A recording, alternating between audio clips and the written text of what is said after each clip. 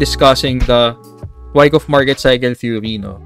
So, na-discuss ko na yan. Meron yung 4 phases, which is accumulation, markup, distribution, and then markdown. So, to discuss it in detail, so yung accumulation phase is considered as phase 1. So, under accumulation, ang main logic lang yan are the following, no? Point number 1, yung institutional demand or yung smart money tumataas and prices find it difficult to form new lows. And the downwards trend began to lose its momentum. So, for example, like yung pinakita ko kanina, which is yung ADA. So, focusing on this area, no? So, coming from a downtrend, ngayon, it fails to make a new low, no? It fails to make a new low. And, ayun, yung downwards trend begins to lose its momentum. Pangalawa, signs of pessimism and doubt is still intact. So, during those moments, normal na high pessimism and doubt pa din. Yun. So, lastly, makikita natin na may bear trap or Wyckoff spring event in which price breaks below the support area, then bounces back.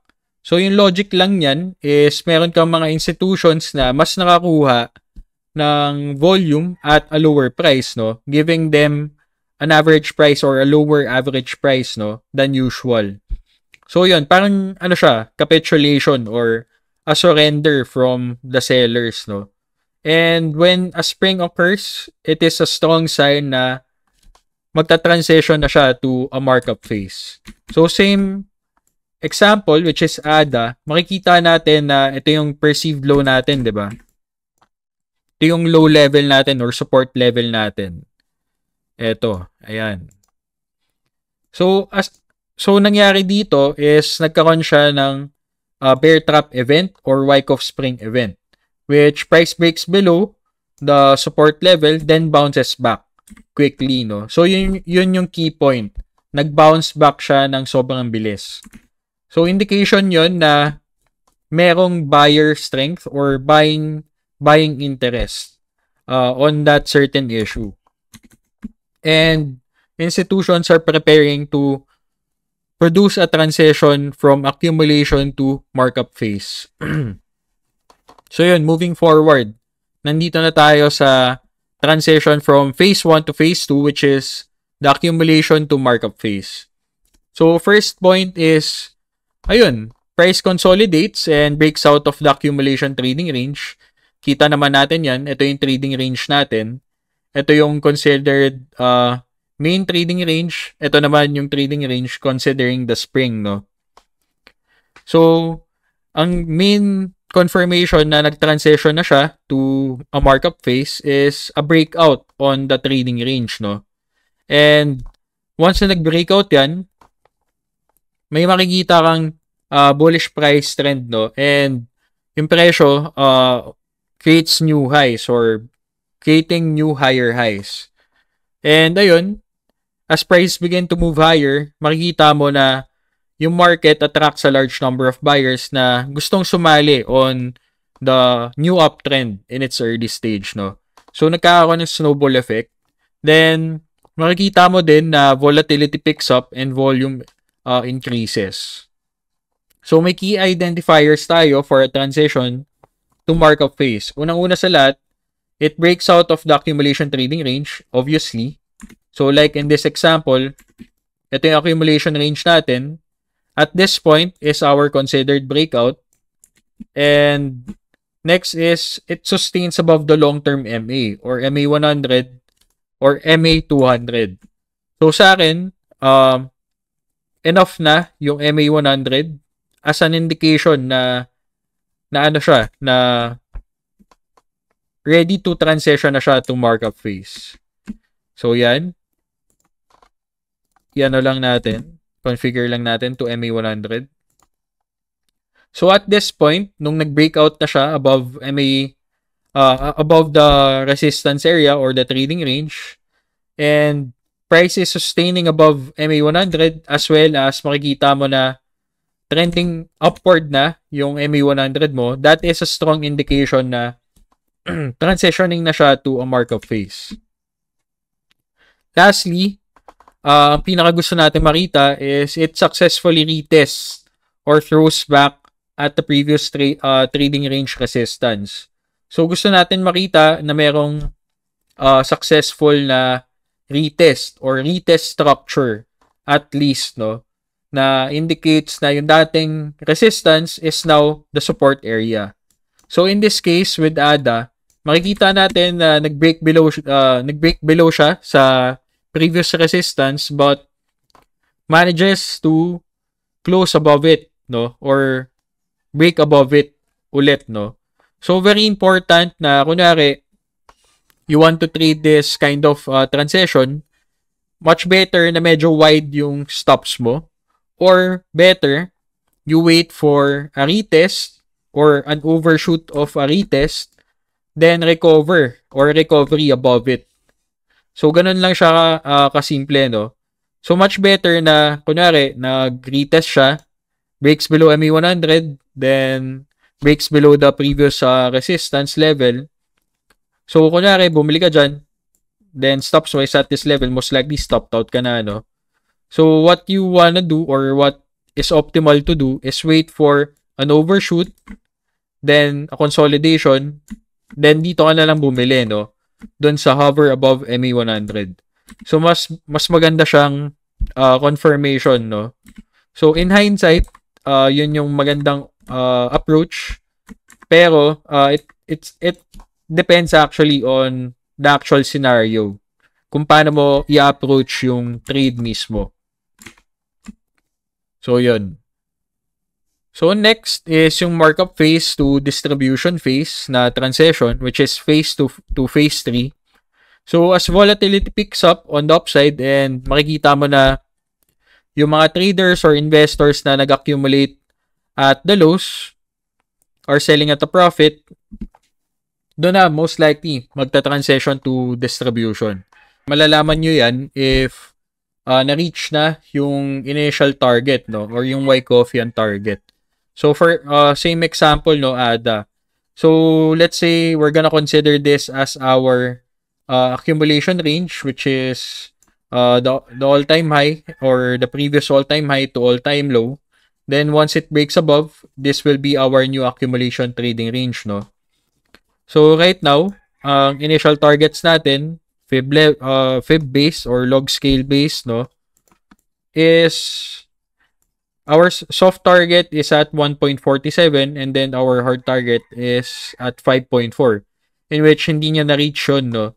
So, in this area or in the soft target area, doon nag-transition to a distribution yung ADA, no? So, kung titignan natin on the daily time frame, mas clear yung distribution structure, which is this lateral movement or crowning movement. Parang nag-form lang head and shoulder pattern or whatever. So basically, nag-transition siya to a distribution phase. Ayun, yun yung key identifier natin, no, ng transition. First is yung Wyckofian target is reached or extends above its 30 to 50% na extension. Next is yung overextension of price relative to the intermediate term MAs is very evident. So, kunwari, makikita mo dyan on the daily time frame na meron tayong strong disconnect on MA50. In this case, ito yung event na yon.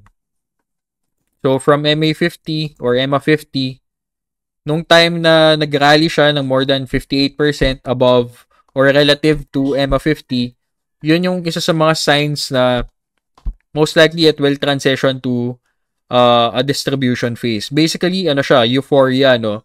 Euphoria event siya or sobrang daming very enthusiastic na buyers, then most likely they bought the top. So, yun yung key identifiers natin. Next is yung distribution phase natin. So, makikita natin on distribution phases na yung bullish market sentiment during the markup stage starts to disappear. And may absence na rin of new highs and makikita mo na yung fear and doubt starts to pick up. Lalong-lalo na pag nakakita tayo ng bull trap naman, no? So, inverse lang ng, kabaliktaran lang nung bear trap, no? In which, meron tayong nakitang break above the high, then break below din ng sobrang bilis. So, basically, madami kang tinrap na buyers, no? So, in that case, yun yung no? Buying climax or yun yung bull trap event. So, yun, failure to make new highs and price moves back to the trading range. Yun yung isa sa mga characteristic of a distribution structure. So, yun, lastly, doon mo makikita on distribution structures na may strong selling dahil meron kang mga smart retails or smart traders na nagka-cut na ng losses as well as yung mga institutions are distributing their units at a profit, no? So, taking profits na sila. So, breaking below the trading range. So, nagkakaroon ng snowball effect on selling. Yun, key identifiers natin for a distribution. Una is yung intermediate term MA starts to inflect downward. So, in this case, yan, makikita mo na may strong inflection of MA50 or EMA50. And then, price breaks below the EMA50, no, or hovers below it. Next is price fails to make new highs. In this case, may bull trap event and then hindi niya na kinaya i-break above it. Next is, makikita mo na may high volume distribution near resistances. So, in this case, makikita mo na ito yung resistance level natin, di ba? Ito yung perceived resistance natin. And when price tries to break above it, makikita mo may erratic volume, no? Volume during those previous resistance retest or yung mga event na tinatry niya i-break above the resistance, no? So, it just signifies na may aggressive selling, no? May aggressive selling dahil dun sa mga high volatility and high volume red candles near resistances. So, next is the distribution phase to markdown phase transition, which is from phase 3 to phase 4 na transition. So, makikita mo dyan na yung mga investors or traders starts to sell their investments or their holdings in order to lock in profits, no? And many others quickly follow. Dahil ayun nga, they're cutting their losses. So, yun, yung issue starts to trend downward and makikita mo na yung market sentiment becomes increasingly bearish. So, nagkakaroon na ng snowball effect in sentiment, no? Bearish sentiment. Then, ayun, makikita mo na price continues to fall and, ayun, at some point in time, it will provide a buying opportunity dun sa mga investors or traders na makakapag-identify ng end of the downtrend. So, key identifiers natin, same thing, no? Price sustains below the intermediate term MA and your long-term MA inflects downward. So, let's say, ito yung MA 100 natin. I-edit lang natin. So, at this point, once na nag-inflect downward na talaga siya, like a sharp slope downward yung MA 100, dun mo na makikita na most likely markdown phase na to or transitioning to a markdown phase na to. And ayun, price breaks below the distribution trading range. So in this case, ito yung distribution range natin established by a support trend line. A break below it confirms na markdown phase na siya. So right now, price is below MA 100 pa din and MA 100 is not yet inflecting upwards or sharply inflecting upward. So, hindi mo pa siya ma-consider talaga as accumulation pa din. So, yun, lastly, yung markdown to accumulation na transition, basically, ito na yung katapusan ng markdown phase, no? Ito na yung katapusan ng markdown phase. So, makikita mo yan during moments na na-reach na yung soft or hard Wyckoff targets, no? From the distribution trading range. So, one example of this, pakita ko na lang din. So, for example, ito yung natin, distribution range natin, which is from this point up to this point. So, establish muna natin yung range, no? Then, hanapin natin yung targets natin. So, don't forget na dapat nakaset yan in log para based siya on a percentage basis. So, right now, so ito yung ano natin, di ba? Support, start of the support level. Pwede rin dito. Pwede rin dyan. Then, ito yung ano natin, reference high natin. So, right now, na-reach na yung ano natin, di ba? Yung 1:1 target. Which is at this level. So, right now, inaantayin na lang natin na magpakita ng magandang trading range, no? Yung ADA. Para mas-signal siya sa accumulation. Pero right now, hindi pa rin, no? Hindi pa rin. Since MA100 is not yet sloping upward sharply, as well as still making new lows. So, yun. Ganun lang siya kasimple, no? So, once na masatisfy yung mga points na yan, a new market cycle emerges. Yun. So, ganun lang siya kasimple, no? So, one example of this phase transition is Tron or TRX. So, transitioning from accumulation to markup, no? So, tignan na lang natin on the Investo chart, tong Tron. So, ito yung ano natin, established accumulation range natin. So, kitang-kita natin na meron tayong spring event at this area. So, that indicates a sign of a transition from accumulation to markup. So, right now, ito yung established trading range natin. Then, once na nag-break above the resistance level, tong TRX, doon na siya nag-transition to markup phase, no? Then, right now, ang na-manage niya lang i-reach is yung 50% target. So, yung 1.5 na fib retracement or inverse fib retracement, no? Na measured target. So, from this structure, kung nakuha mo yan, up to the 50% target, 323% yung ano niya, ginalaw niya, no? So, yun, right now, ang ginagawa ni TRX is mainly nagsa-sideways, forming a big triangle, no? So, mukha siyang setting up for another run-up. Or, we don't know, baka bull trap lang din yan, break below MA100, then bumalik dito sa main trading range natin. So, yun yung first example. Yung ADA na example is na-discuss na natin yan. And same thing with the distribution to markdown na example, which is yung ADA din. Bigay pa ako na another example, which is BTC. So, from distribution, kitang-kita naman na distribution to dahil meron tayong evident na bull trap, no? So, ito yung ano natin, distribution structure natin. Yan yung distribution structure natin. So, kitang-kita yung bull trap at this area.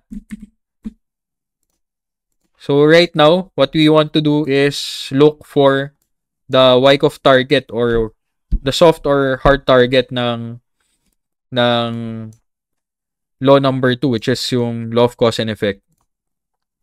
So, inverse fib. So, na-reach naman na yung ano natin, yung 50%. But, ayun, most likely, nag-establish na rin siya ng accumulation range dito, no? So, may clear, ano na tayo, clear structure. Ito yung resistance level. Then, looking at MA100, it is inflecting upwards na rin. So, it is showing a strong sign na under accumulation na siya, transitioning to markup phase. So, yun yung parang analysis natin on BTC, USDT, no? So, ang kailangan na lang niyang gawin is to sustain above MA100 and hindi na mag-break below 18,600, no? If it breaks below 18,600, baka next yan is 15,800, then mag-proceed to 13K, no, na pinaka-hard target natin. So yun yung approach natin or yun yung analysis natin on BTC. So may two cases ng market cycle no on Wyckoff. Una, yung standard Wyckoff market cycle which involves an accumulation, markup, distribution, and then markdown. Then transitioning ulit to accumulation. Yung case 2 is a distribution turned reaccumulation.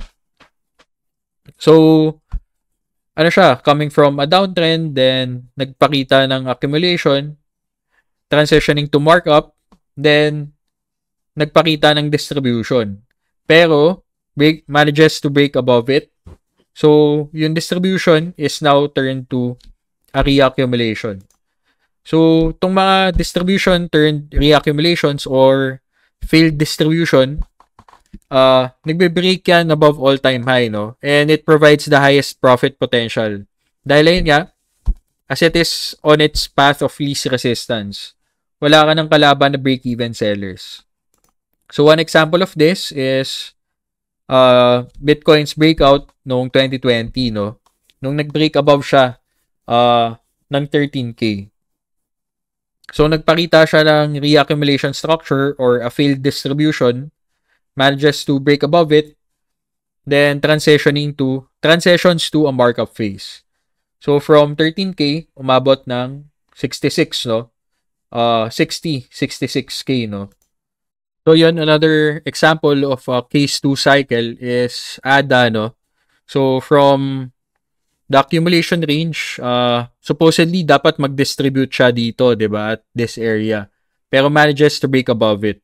So, that's a type 2 na cycle no, or case 2 cycle. Or an all-time high breakout and a failed distribution. So, in this case, nung nag-break above the all-time high, yung ADA, umabot siya ng 2.7. Umabot pa siya ng up to 2.8 pa ata.